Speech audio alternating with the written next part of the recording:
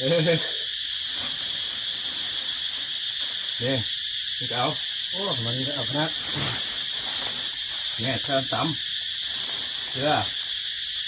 เครื่องนัวเอาใส่น้ำนี่เด้อน้ำตาลนี่เด้อตะไคร้นี่โอ้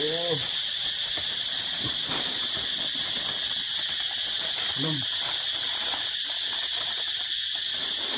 ใช่เลยใช่เด้อนะครับขับใจมันทางอาจจะเพ่งกับใหญ่ดีกว่าที่ละเกิดจากนู่นทั้งดูทั้งกินทางนี้ว่าเดี๋ยวไล่เยอะแยะเนาะเขามีกับไอ้นู่นเขาจะอยู่ท่านไปอยู่ในวัดนู่นจะอยู่ท่านแกจะเสียแต่ให้ก็เจ้านี่แหละเนี่ยให้เขามีอันนึง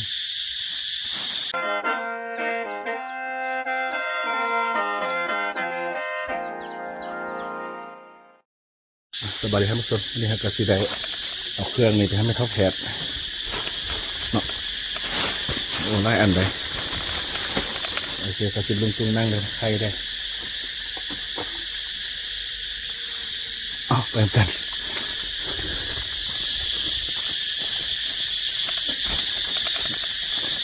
อยู่ดีเปล่าอยู่นี้เนี่ยไปดิ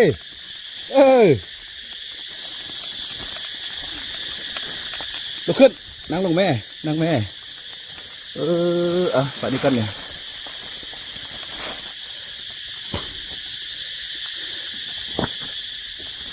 โอ้ยรู้สึกเลยไม่เท้าไฟโอ้ดีใจเดี๋ยวแค่กินมาให้เราละ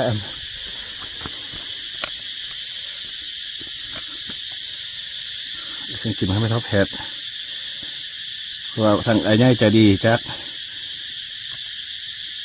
ไอ้จนเพลงเนาะแล้วก็ที่มีวอนเป็นมากมาให้สมทบกันเนาะเราแกก็เลยซื้อเครื่องนี้มาให้เขาเจ้าเขาแพทย์โดยเขาแพทย์ก็เขามี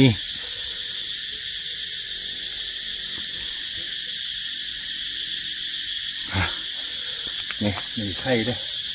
กับอันนี้จะต้มงำอันนี้งำเขาเลยเอาเนี่ยเอาอีกได้เดี๋ยวเราเอาให้เนี่ยจะเอา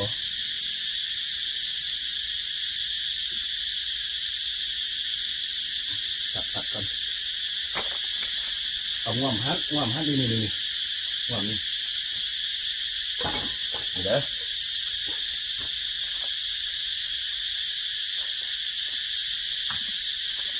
ใส่กระติฮาร่าเด้อใคร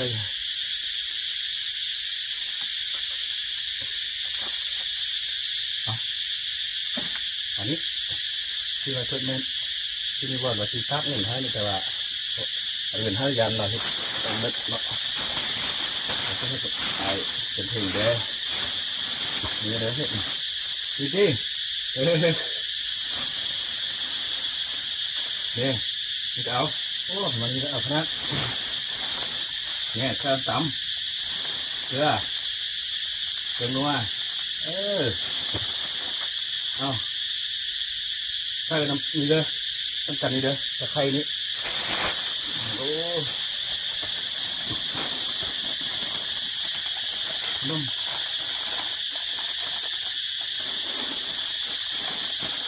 นี่โอ้บอกกับแนวกินหน่อยว่าเท้าน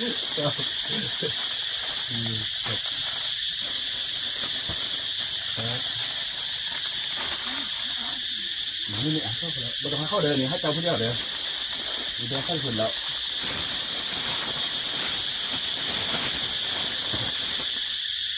นี่เอาใช่แต่ข้าวรวดดำทุกคนได้เดี๋ยวจะซุปในว่าที่พวกเธอมาให้เนี่ยแต่ว่าป่าปะได้เราก็สร้างกันเลยว่ายาเดี๋ยวเราผู้เฒ่าจริงๆโดนแต่เดี๋ยวซุปอันนึงเราไปเจอกับบริษัทให้ตลอดดอกแต่ว่ามันจะเวลาป่าจะให้เราคนมักท่านนะขอโทษก็ไข่มันได้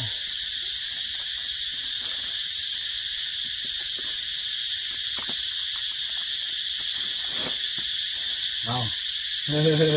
ขอบใจเลยขอบใจเด้อนะครับขอบใจนำทางอาจจะเพ่งแบบใหญ่ดีกว่าที่เกิดจากนู่นทั้งดูทั้งกินทางนี้ว่าเดี๋ยวไล่เยอะแยะเนาะเขามีกับไอ้นู่นเขาจะอยู่ท่านไปอยู่ในวัดนู่นจะอยู่ท่านแกจะเสียแต่ให้ก็เจ้านี่แหละเนี่ยให้เขามีอันนึง ไม่ไล่เนาะนี่นี่ให้คุณเดี๋ยวต้องแบ่งเข้าเดินอย่างเด้อจะกินผู้เดียวเลยเด้อเอาไปไว้หน้าชุดมีบ่ไม่ยาก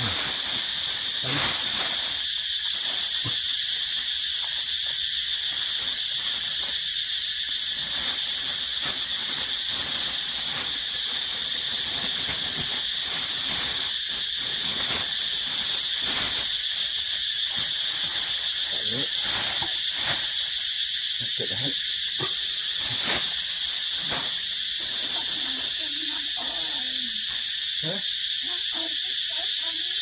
อ้อย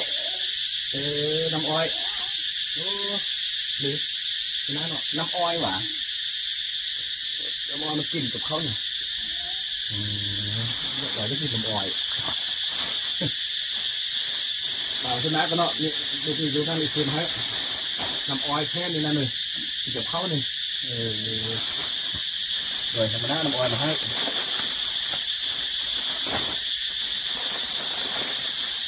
ต้มข้าวที่ยาง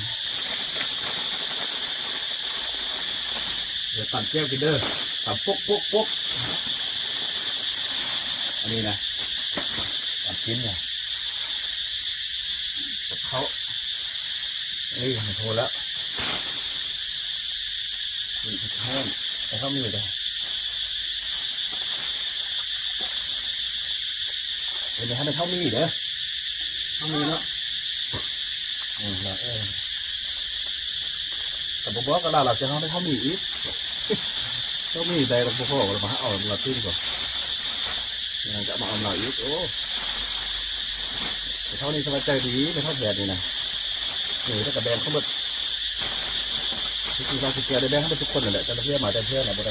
จะแบบมีแต่เขาไม่ได้ใส่ได้ได้นี่ที่เท้าดิ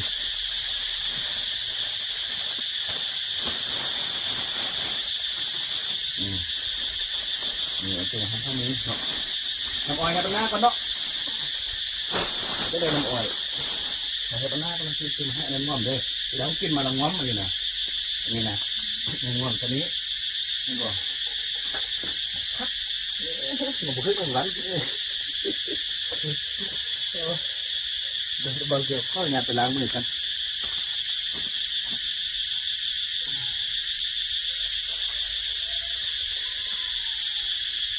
นี่ก็จะเป็นให้หนองตุ่งจะเป็นนั่นแหละนี่แล้วให้มันเข้าแผลโอ้ขอบคุณนะพ่องานจะดีนะไอ้เป็นเพ่งเป็นห่วงเลยแท้เนี่ยนะเป็นใจดีในกายหลักเลยดีวอนเลยนี่เป็นก็จะเอาเงินมาให้เนี่ย6,000 บาทมาคนแรกเป็นเงินหลัก600,000แต่ว่าบางทีซื้อกินให้ดีกว่าฝากบุญเดียวเขาจะมาลักอีกเงินนะเราจะเกี่ยวกับเธอมาทุกคลิปอยู่หรอก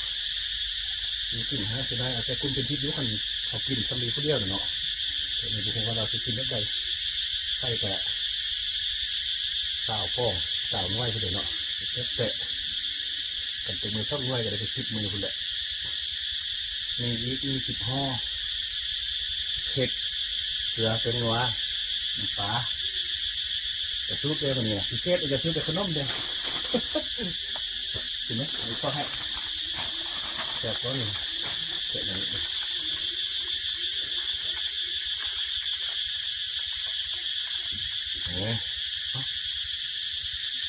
ที่นี่เดี๋ยวไปต้องชิ้นเนี่ยชิ้นนี้เดี๋ยว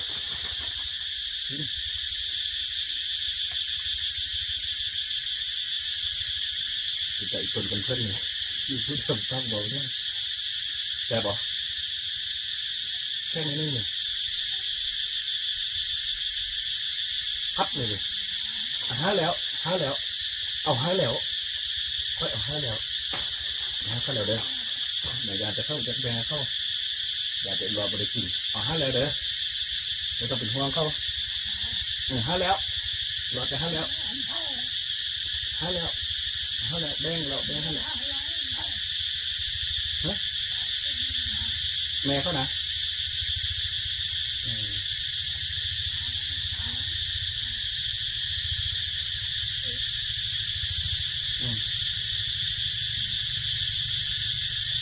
ได้แล้ว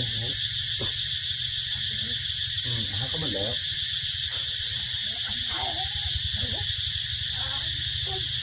เ ทำไมไปแล้วเดี๋ยวมาอืม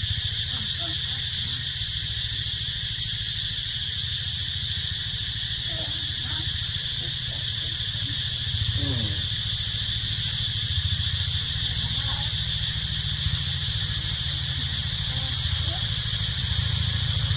อืม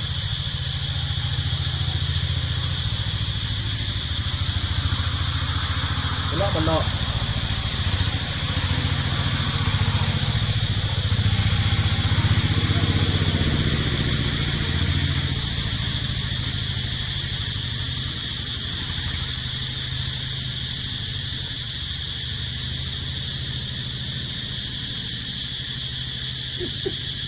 แต่ว่าเรื่องชอบปิ้งเข้ามาแล้วก็ไปแล้วอืมอ่ะอืม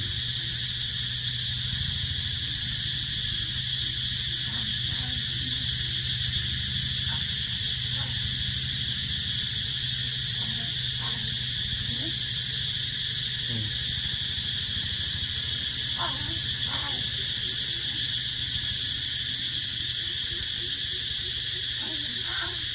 อืม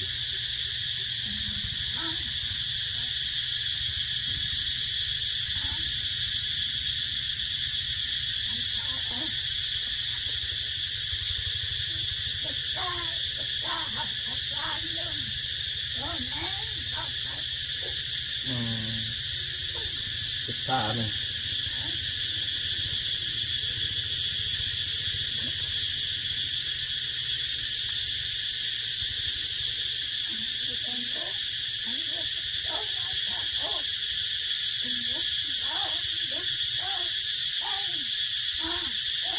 อืม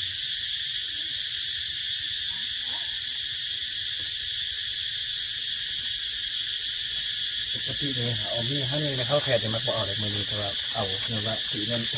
คาดอาหารมันคาดอาหารโดนเนาะยังก็เอาไปเนาะเดี๋ยวนี้เนาะอืมอืม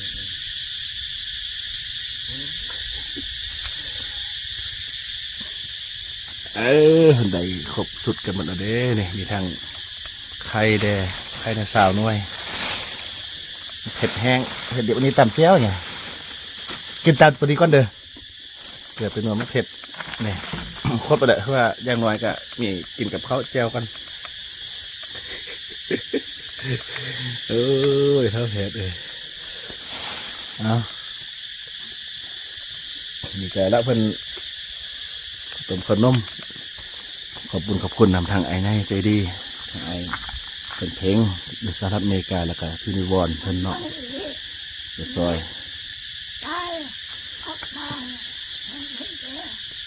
อืมห้วยน้ำหางไปห้วยน้ำหางหมดแล้ว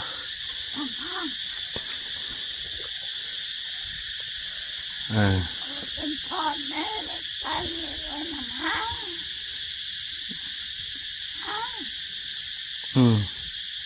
แต่ห้วยน้ำหางพุ่นเนาะ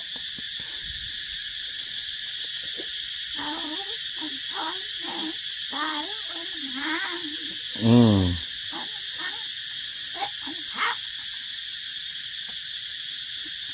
อืม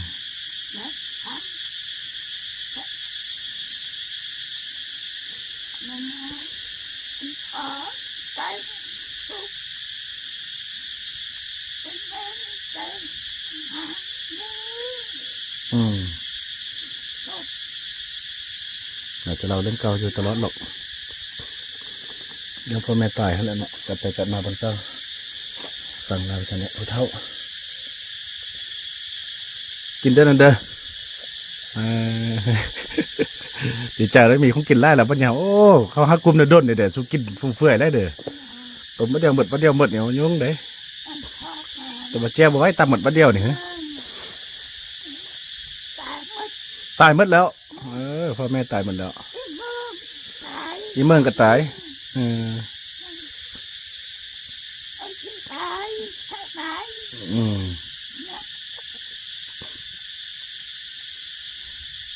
เอาไปรถเถอะคนนี้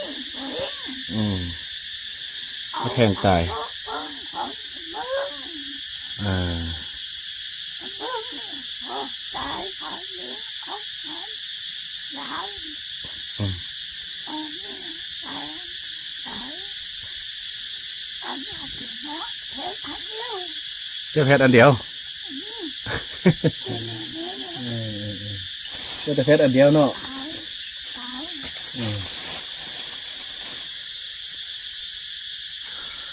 มาท่านผู้ชมเนาะคลิปนี้ก็ชิลากันไปเพียงเท่านี้พบกันใหม่ในคลิปต่อไปคลิปนี้สบายดี